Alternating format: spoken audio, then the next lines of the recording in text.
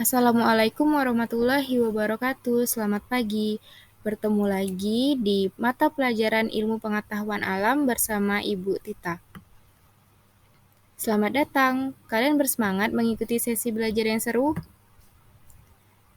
Nah, pelajaran IPA hari ini kita akan membahas tentang klasifikasi makhluk hidup.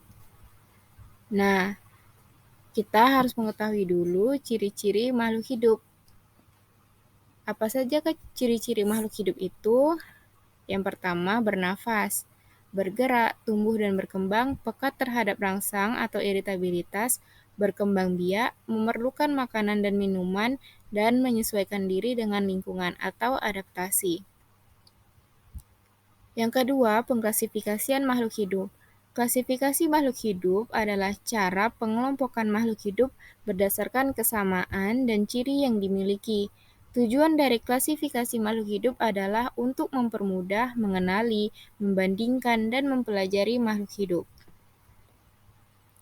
Dasar-dasar klasifikasi makhluk hidup yaitu yang pertama, klasifikasi berdasarkan kesamaan dan ciri-ciri yang dimiliki. Yang kedua, klasifikasi berdasarkan ciri-ciri bentuk tubuh atau morfologi dan organ dalam tubuh atau anatomi.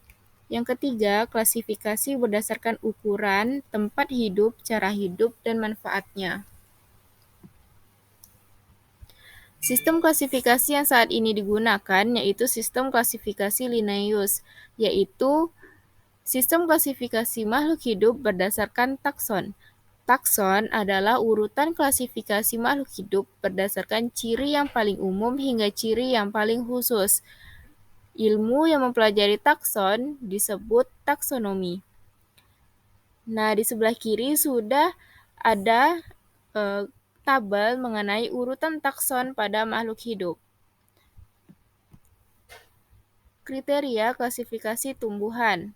Yang pertama, berdasarkan organ reproduksinya, menggunakan spora atau bunga. Yang kedua, berdasarkan habitusnya, termasuk perdu, semak, atau pohon. Yang ketiga, berdasarkan bentuk dan ukuran daun, termasuk melengkung, menjari, sejajar, atau menyirip. Yang keempat, berdasarkan cara berkembang biak, dengan seksual atau aseksual.